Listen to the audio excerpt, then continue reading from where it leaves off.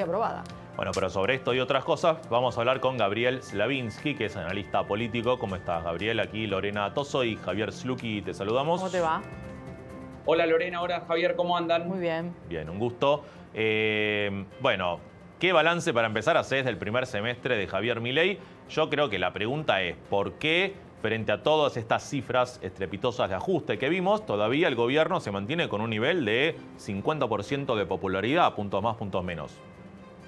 Bueno, creo que hay diversas razones. En principio te diría que la cuestión de la popularidad tiene mucho más que ver con que lo preserva un pasado que todavía se lee como con necesidad de cambio, y el cambio abrupto que propone Milei lo coloca en una posición casi que te diría que lo preserva. Y también el futuro esperanzador. No solamente es una cuestión de el presente difícil sobre un tratamiento, sobre una receta que cree el presidente y su gobierno que tiene que instrumentar, que es muy dolorosa. Lo preserva un pasado que recordamos que fue abrumador y que casi que te diría que el 90% en las tres vertientes y frentes más relevantes pidieron un cambio, tanto Massa como Bullrich como Milei. El tipo de cambio era lo que se tenía que negociar, pero ahora, no que viniera un cambio. Gabriel, en ese punto, si bien hay algunas cuestiones para cuestionar respecto de lo que había dicho Milei,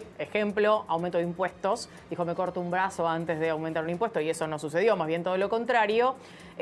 La mayor parte de las cuestiones vinculadas al ajuste fueron anunciadas o preanunciadas en su campaña. ¿Es esta una de las razones por las cuales la gente todavía tiene el aguante que tiene a pesar de que sus bolsillos están cada vez más flacos? Sin duda, una de las vertientes es esa, yo soy un candidato en aquel momento genuino, te digo la verdad, aunque duela, voy a decir la verdad. Y creo que lo que se eligió es una forma diferente de hacer las cosas, lo políticamente incorrecto. Muchos me preguntan por qué insulta a Milei. Bueno, insulta porque es políticamente incorrecto, porque de alguna manera conecta con una ciudadanía que pide otra cosa, que está harta, cansada, enojada de tantos años de magros resultados, sobre todo en lo económico.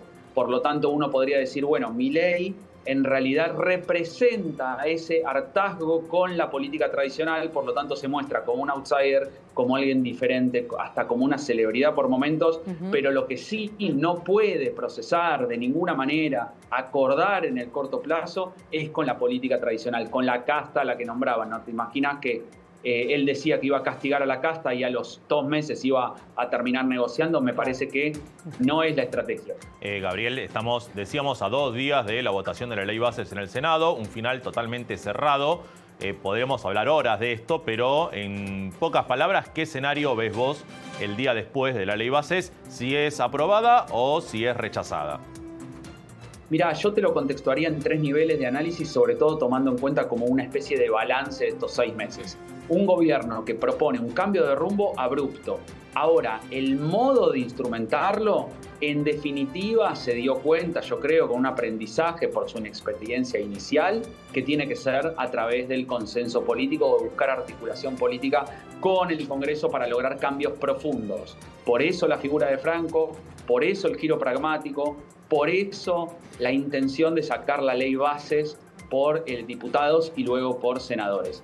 Es verdad que esto se contrapone, se contradice con una agenda que te diría que es de un presidente que muchas veces confronta y tiene sus particularidades, ¿no? Llamarlo nido de ratas, luego la necesidad de articular y buscar que le voten las leyes, y ahora decir, bueno, si sale alguna ley que pone en riesgo el superávit fiscal o el equilibrio fiscal, la voy a vetar, previo a que esté en este momento en una votación tan importante. Me parece que uno podría decir, esto tiene que ver con otro tipo de agenda. Entonces digo, por un lado es el cambio abrupto, por otro lado la necesidad de negociar y articular políticamente, por eso tan importante que el gobierno coseche un triunfo en un contexto tan difícil. Gabriel, muchísimas gracias por haber dialogado con nosotros, te mandamos un abrazo. Seguramente en próximas semanas retomaremos el contacto porque esto recién está empezando. Por favor, un placer, saludos para todos. Un abrazo. Muchas gracias, Gabriel. Chao, chao.